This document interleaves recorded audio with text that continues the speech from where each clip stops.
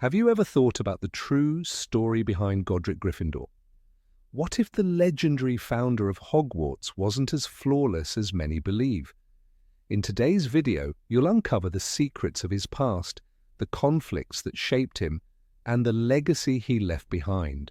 Godric Gryffindor was one of the 4 great wizards who built Hogwarts. His name became a symbol of courage, and his house was home to some of the bravest students, including the heroes of the Harry Potter saga. But who was he before Hogwarts? What made him so extraordinary? Born in a small village in 10th century England, young Godric grew up among both wizards and muggles. His home, later known as Godric's Hollow, was a rare place where magic and non-magic coexisted in peace. From childhood, he displayed an incredible talent for dueling, quickly earning a reputation as the greatest duelist of his time. And here's something unusual: he didn't just duel wizards, he also fought muggles. Unlike many wizards, Godric never used magic against non-magical opponents. Instead, he wielded a sword with unmatched skill, proving that true bravery wasn't just about spells. His fearless nature made him legendary, but also hot-tempered and quick to challenge others. He wasn't a passive leader, he was a warrior. When he founded Hogwarts alongside Salazar Slytherin, Rowena Ravenclaw and Helga Hufflepuff, they shared a dream: to create a school where young witches and wizards could learn magic. But that dream soon turned into a battle of ideals. Salazar believed that only pure-blood wizards deserved to be taught. Godric, raised alongside muggles, thought differently.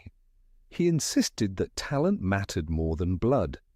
Their friendship cracked, and when the conflict reached its peak, Salazar left the school for good. Yet his influence remained, shaping the House of Slytherin for centuries to come. As for Godric, his story fades into mystery. No records tell us how or when he died, but his legacy lives on. He enchanted his own hat, turning it into the sorting hat that still assigns students to their houses.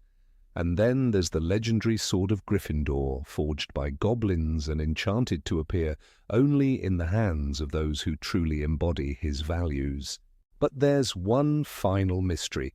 Unlike Slytherin, whose bloodline continued, Gryffindor's descendants remain unknown. Did he choose not to have a family, or was his lineage lost to history? Perhaps the bravest wizard of his age left behind more than just a sword and a school. Perhaps his greatest legacy is still hidden, waiting to be discovered. Legends paint Godric Gryffindor as a man of unwavering courage, a warrior who stood for justice. But courage alone does not shape a legend. What truly made him different? What drove him to challenge the norms of the wizarding world? His life was not just about battles or founding Hogwarts. It was a journey filled with choices, sacrifices, and secrets buried by time. His dueling skills were unmatched, yet many wondered why he took such an interest in combat. Some believed he trained endlessly to defend the weak. Others whispered that he sought danger for the thrill of the fight. But there was one story that stood out, a tale almost lost to history.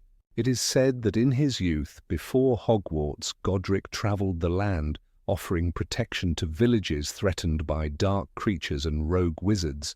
He did not wait for danger to come to him, he sought it out.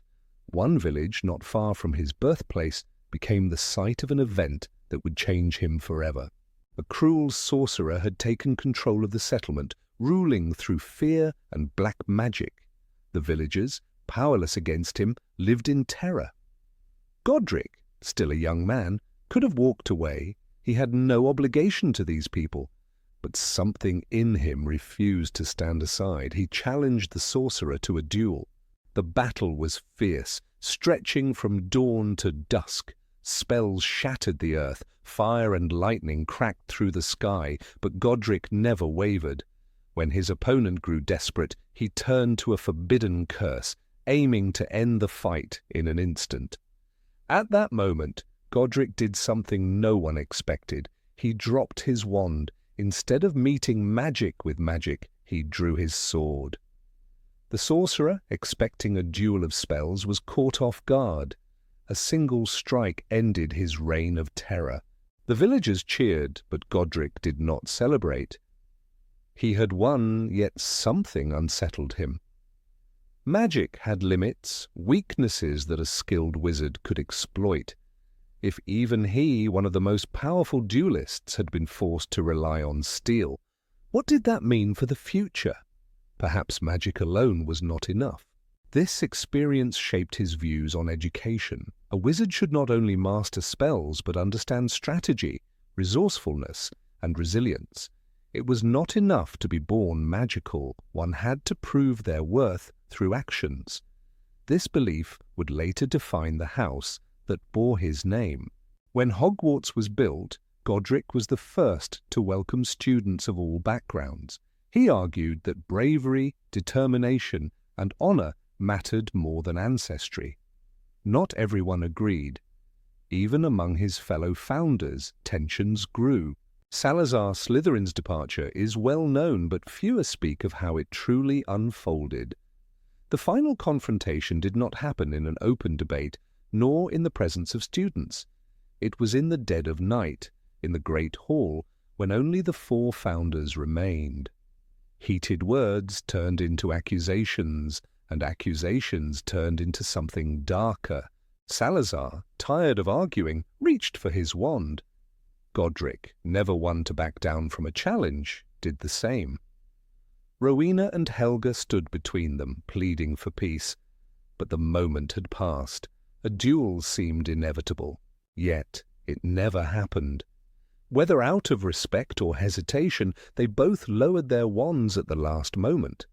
Without another word, Salazar left, disappearing into the shadows of the castle. He was never seen at Hogwarts again.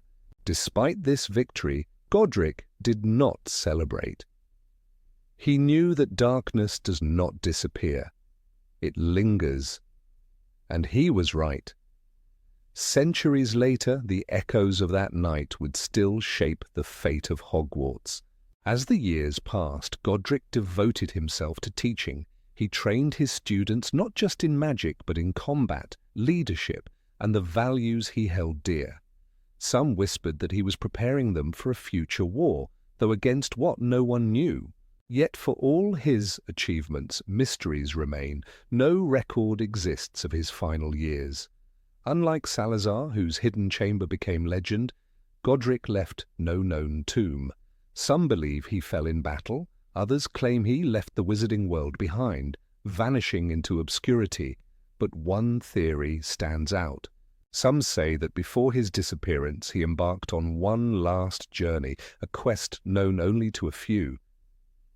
They claim he sought something beyond magic, a secret hidden deep within the world. A power not bound by wands or spells. He never returned, and no trace of his fate was ever found. The only relics that remain are his sword and his hat. The sword, designed to reveal itself only to the truly brave, is a lasting testament to his ideals. But the hat holds another mystery. Before enchanting it, he whispered something into its fabric, words no one has ever been able to decipher. Perhaps somewhere in those threads lies the final message of Godric Gryffindor, a clue to his fate or a warning for the future. Maybe, even after